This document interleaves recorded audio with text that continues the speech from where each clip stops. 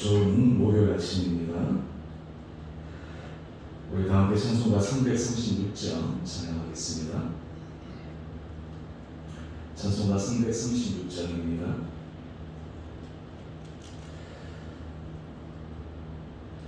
환난과 핍박 중에도 성도는 신앙 지켰네. 이 신앙 생각할 때에 기쁨이 충만하도다.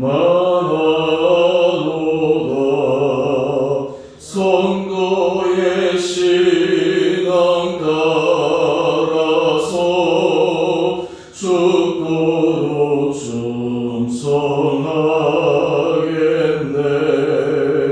오 주의 매인 성도나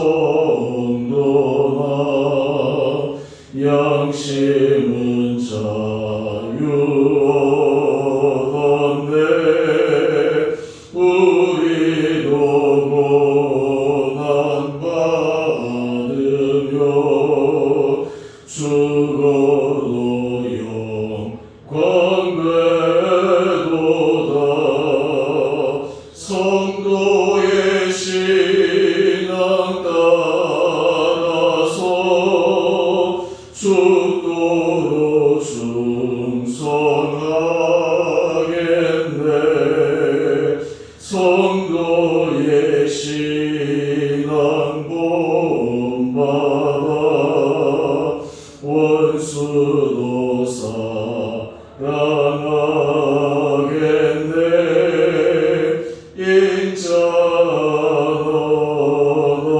인자는 행실로 이 신앙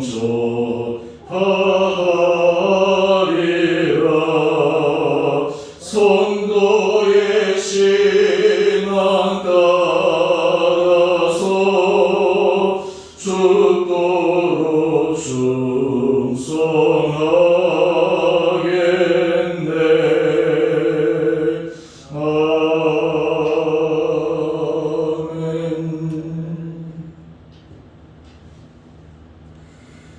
오늘 말씀 다니엘 11장 20절에서 35절 말씀입니다.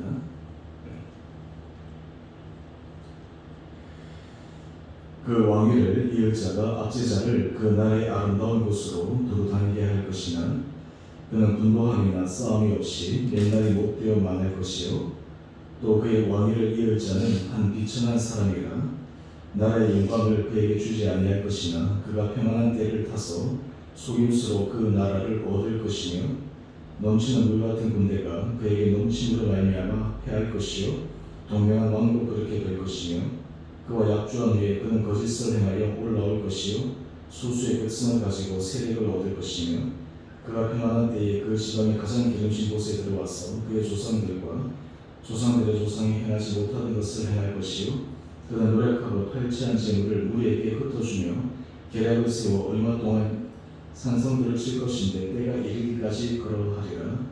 그가 그의 힘을 펼치며 용기를 다하여 큰 군대를 거느리고 남방왕을 칠 것이요 남방왕도 힘이 크고 강한 군대를 거느리고 맞아 싸울 것이나 능히 당하지 못하리니 이는 그들이 계략을 세워 그를 침이니라.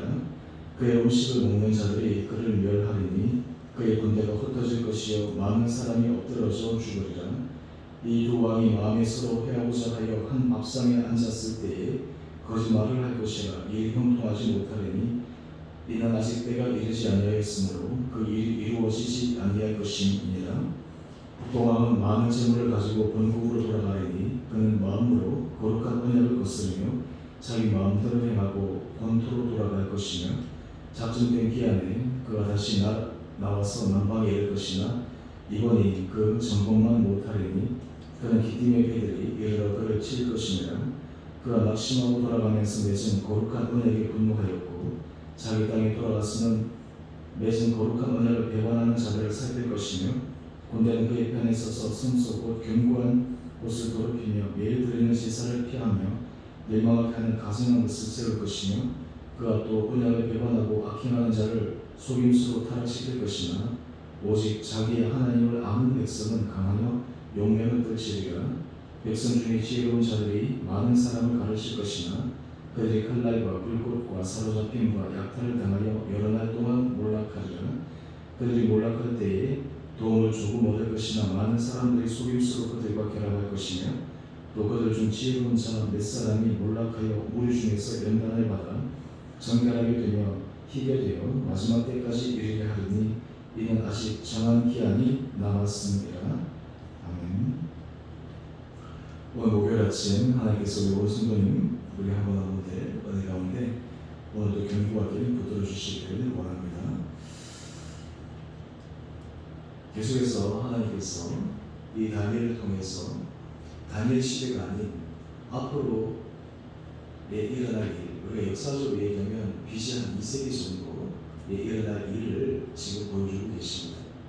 오늘 그 본문에 등장하는 어제 우리가 말씀을 제가 드렸지만 북방왕과 남방왕, 그 시리아 왕조 그리고 남방 이 이집트 왕조, 이 극한 대립 속에서 오늘 특별히 북방왕의 가장 대표적인 악한 왕, 어쩌면 적 그리스도의 예표라고 할 수 있는 한 왕을 여러 가지 모습들을 소개하고 있습니다. 오늘 본문에 보게 되면 이 북방왕에 있어서 이 대표적인 왕이 바로 안티오코스 4세입니다. 이 안티오코스 4세는 적 그리스도를 대표하는 대표적인 왕인데요. 이 사람은 BC 175년에서 164년에 통치했습니다. 그리고 이 시리아 이 왕조의 거의 마지막에 그 자기 왕위를 이어갔던 사람입니다. 그런데 자기 자신을 그는 뭐라고 다른 호칭으로 얘기를 했냐 하면 에피파네라고 이야기를 합니다. 이 에피파네가 무엇이냐면 바로 신의 현명한 모습, 그러니까 자기를 신성화시키고 신의 모습이라고 스스로 자기 자신을 올렸던 사람입니다. 그리고 이 자기가 왕에 올랐을 때 실제 역사를 보게 되면 자기 아버지는 암살을 당했습니다. 당시에 이 아버지는 이 다인종을 다스리는 시리아 왕조에 있어서 좀 포용 정책, 유화 정책을 사용했는데 이 아들은 이 아버지 이런 모습을 보고 살았음에도 불구하고 아버지가 암살되고 난 후에 속임수로 거짓으로 그 왕위를 창탈합니다. 그리고 자기가 왕위에 올랐을 때는 전혀 반대의 정책을 취하게 됩니다. 남방으로는 이집트를 공격해서 자기의 세력을 확장시키고 그리고 자기의 눈에 가시였던 이 많은 사람들을 억누르기 위해서 하나의 타깃을 선정하는데 바로 그 타깃이 유대인들이었습니다. 그래서 이 안티오코스는 특별히 유대인들을 얼마나 심하게 박해했는지 모릅니다. 그들이 심지어 이 유대인들을 박해하고 그리고 성전에 들어가서 성전의 모든 기구들 그리고 그분 이런 것들을 다 가져갈 뿐만 아니라 심지어는 하나님의 말씀 율법서들을 보이는 대로 다 찢어버리고 그렇게 신성 모독을 하는 행위를 스승치 않았습니다. 바로 이러한 환상이 다니엘을 통해서 보여주고 있었습니다. 마치 독일의 나치가 당시 자기 나라의 민족의 우수성을 알리기 위해서 한 민족을 타깃으로 삼지 않았습니까? 바로 유대인을 타깃으로 삼아서 600만 명에 이르는 무한 사람들을 학살하고 그러면서 자기 내부적으로는 단결하고 외부적으로는 힘을 확대시켜서 이 세계를 자기가 함께 이렇게 가져보겠다는 야욕을 가졌지만 결국 무너지고 말았는데 오늘 이 안티오코스 이 사람도 이 왕도 정말 이 적그리스도의 대표적인 모습으로 그런 많은 걸 저지르고 있었다라고 하는 것입니다. 오늘 그런데 이런 와중 속에서 유대인들이 했던 모습입니다. 유대인들이 이런 심한 핍박과 박해 속에서 그들이 어떻게 하고 있었을까? 오늘 본문 말씀을 잠시 우리가 살펴보게 되면 우리가 31절과 32절 말씀 한번 보시죠. 그럼 이렇게 나옵니다. 군대가 성소 곧 견고한 곳을 더럽히고 매일 드리는 제사를 폐하여 멸망하게 하는 가증한 것을 세웠다. 여기서 이 멸망하게 하는 가증한 것은 제우스 신상을 의미하는데 하나님을 섬기는 그곳에 이 제우스 신상을 세워서 사람들을 하여금 이 섬기겠다라고 하는 것은 정말 상상할 수 없는 일이었습니다. 그래서 많은 유대인들이 저항합니다. 그리고 심지어 이때 가장 강렬하게 저항했던 유대 마카비 형제가 바로 이 시대에 바로 저항하는 대표적인 사람이었습니다. 그들이 목숨을 걸고 저항합니다. 자기 하나님의 말씀 그리고 하나님의 성전을 그들이 모독하고 회파하는 그 안티오코스 4세의 그 대단한 세력에 맞서서 그들은 주저함없이 맞서 싸웁니다. 그것이 바로 32절 말씀에 나오는데요. 그가 도르면을 배반하고 악행하는 자를 속임수로 타락시킬 것이나 오직 자기 하나님을 아는 백성은 강하여 영광을 떨치리라. 오늘 이 유대인들, 마카비 형제들 이렇게 온 힘을 다해서 저항을 했는데 하나님께서 특별한 은혜를 주셔서 결국에는 이 안티오코스 4세가 올라갑니다. 그리고 하나님께서 그 성전의 그 모든 타락하고 수축된 것들을 다시 회복시켜 주십니다. 그래서 이스라엘의 유대인들의 축제 가운데 하누카 혹시 여러분들 들어보셨는지 모르겠는데요. 이 하누카가 우리로 얘기하는 성탄절과 비슷한 어떤 굉장히 큰 축제 가운데 하나인데요. 이 하누카의 시작이 바로 여기서 비롯됩니다. 그들의 성전이 몰락되고 완전히 그냥 이 절체절명의 상황에 빠진 그 순간 하나님께서 그들에게 새로운 은혜를 주셔서 회복되는 날을 기념하는 것. 그래서 지금도 유대인들이 이 하누카를 지킵니다. 여러분 오늘 이 본문 말씀을 통해서 우리가 함께 같이 묵상하기를 원하는 것은 사실은 많은 시대를 쭉 보면서 하나님의 백성들이 하나님의 말씀 가운데 서기를 간절히 원하지만 때로는 이런 외적 환경에 의해서 그 심한 핍박을 받을 때가 참 많이 있다라고 하는 것입니다. 그럼에도 불구하고 하나님의 백성들은 그 외적인 박해와 그리고 핍박 가운데서도 굴하지 않고 그들이 신앙의 정조를 지키고 믿음 가운데 섰던 그 모습, 이것이 바로 이 신앙의 위대한 유산 가운데 하나입니다.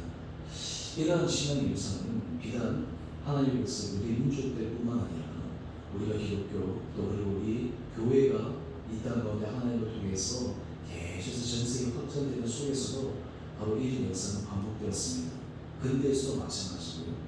그런데 이 가운데서 제일 중요한 것은 믿는 성도들이 그런 핍박과 환난 가운데서도 하나님의 말씀 가운데서 그들이 마음이 흐트러지지 않고 견고하게 서가는 그런 마음의 중심이 있었다라고 하는 것입니다.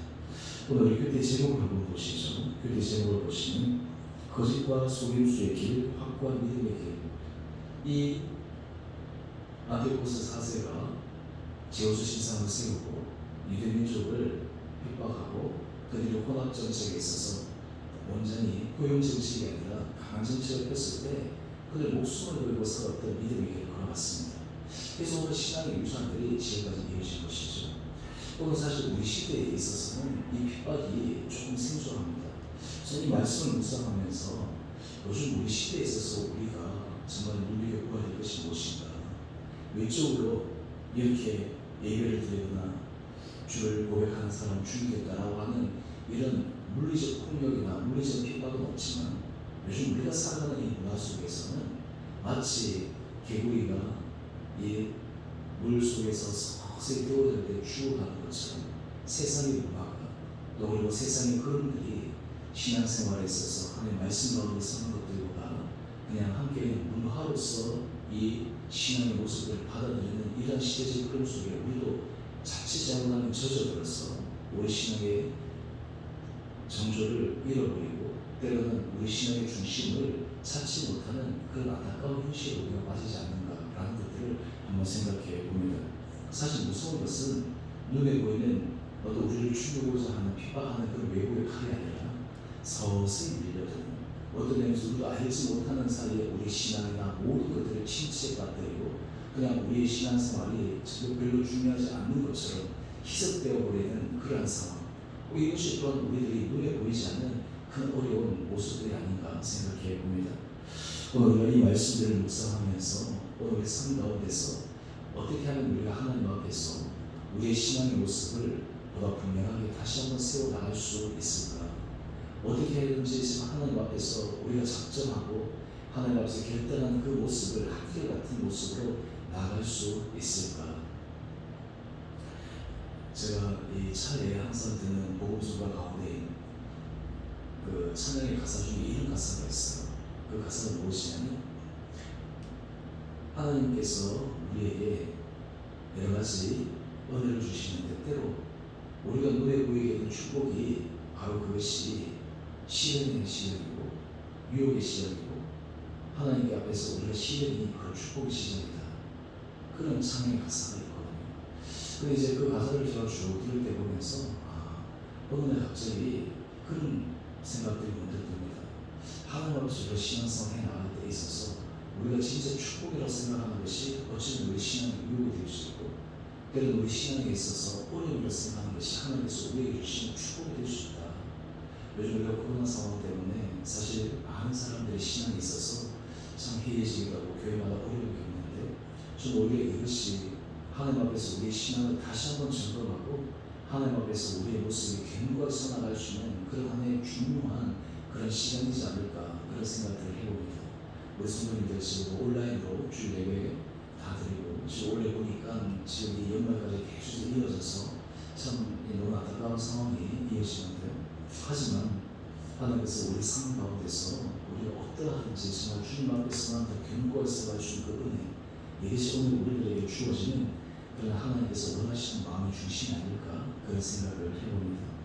오늘 바라기는 우리가 이 아침 하나님 앞에서 우리가 유대 민족들이 겪었던 여러 가지 신앙의 핍박들, 또 내 믿음의 선조들이 신앙의 유산을 지키기 위해서 그들이 해왔던 그 모습들을 한번 생각하면서 오늘 우리 현재의 삶에서 각자의 자리에서 이 신앙의 아름다운 유산들을 끝까지 지켜가고, 더욱더 이 모습들을 통해 우리가 하나님 앞에서 견고해지고, 우리 가정과 또 그리고 우리 일터뿐만 아니라 우리 온 성도들, 우리 교회 공동체 하나님 앞에서 아름답게 세워지는 은혜가 있게 되기를 간절히 소망합니다.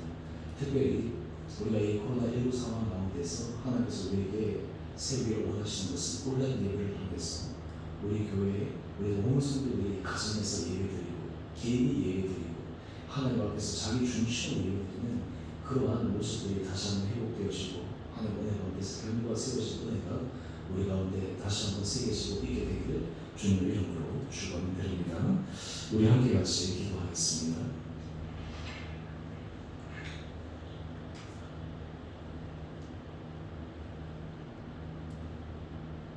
사랑해 주님, 참으로 감사합니다.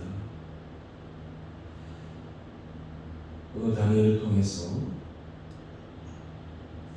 아디고스 4세가 유대와 성전에 행한 그 많은 만행들을 우리가 묵상하며 하나님의 성전을 회파하며 하나님의 말씀을 하찮게 여기며 했던 그런 모아는 핍박들이 있었음에도 불구하고 끝까지 신앙의 정조를 지키며 하나님 앞에서 그들의 믿음의 신앙을 순수하게 유지하여 하나님 은혜 가운데 아름답게 썼던 신앙의 성조들을 생각합니다. 하나님 오늘 우리의 삶 가운데도 날마다 은혜를 도와여 주셔서 우리가 어떤 상황과 형편 가운데서도 또 세상의 문화 속에서도 우리의 신앙이 흔들리지 않고 우리의 마음과 우리의 중심이 정말 주님 앞에 초집중되어심으로 말미암아 하나님 은혜 가운데만 아름답게 쓸 수 있는 우리 온 복된 성도들 되게 하여 주시옵소서. 특별히 코로나19로 하나님 우리 온 성도의 마음 가운데 여러 가지 불안함과 답답함과 하나님 안타까움들을 주께서 위로하여 주시고, 무엇보다 건강함으로 우리 온 성도들을 눈동자처럼 지켜주시고, 우리 자녀들을 보호하여 주시고, 우리 일터를 붙들어 주시고, 무엇보다 하나님 이 시기를 통해 우리 온 성도들 한 사람 한 사람들이, 한 가정 한 가정들이 다시 한번 믿음 안에 예배 안에 아름답게 세워지는 은혜가 있게 하여 주시옵소서. 주님, 우리가 모든 상황 가운데서 주의 은혜가 아니면 우리의 삶이 모든 기간이 무너질 수밖에 없음을 철저하게 고백하며 매마다 주의 은혜를 구하며 나가는 우리 온 복된 성도들 되게 하여 주셔서, 때로는 우리의 물질적인 어려움과 건강의 어려움과 여러 가지 우리가 당하는 신앙의 어려움들이 우리가 더욱더 주님을 찾고 주님을 구하고 주님의 은혜를 우리가 깊게 갈구하고 소망하는 은혜의 통로가 되게 하여 주옵소서. 주님, 이 나라 민족을 불쌍히 여겨 주시옵시고 하나님 이 민족이 주신 은혜의 복을 우리가 기억하며 다시 한번 주의 백성들을 깨어 이 나라 민족을 위해 기도하여 주시고, 한국교회가 정말 이 어려운 시기에 정말 주의 말씀 앞에 다시 한번 순결해지게 하여 주시고, 주의 말씀 앞에 정말 믿음의 핵심의 요소로 들어가 하나님 오시기에 거룩한 교회들로 다시 한번 세워지는 은혜도 허락하여 주옵소서. 주님, 오늘 이 하늘하고 삶도 주님께서 죄를 온전히 붙들어 주시고 우리의 처한 곳, 우리가 서 있는 자리가 주님 앞에 드려지는 거룩한 예배의 자리가 될 수 있도록 우리의 마음과 우리 모든 삶을 주장하여 주시기를 우리 사랑하신 예수님 이름으로 감사기도 드리옵나이다. 아멘. 하늘에 계신 우리 아버지, 아버지 이름을 거룩하게 하시며 아버지 나라가 오게 하시며 아버지의 뜻이 하늘에서와 같이 땅에서도 이루어지게 하소서. 오늘 우리에게 일용할 양식을 주시고 우리가 우리에게 잘못한 사람을 용서해 준 것 같이 우리의 죄를 용서해 주시고 우리의 시험에 빠지지 않게 하시고 악에서 구하소서. 나라와 권능과 영광이 영원히 아버지의 것입니다. 아멘. 그리고 믿음 안에서 승리하시면 복된 하루 되시길 바랍니다.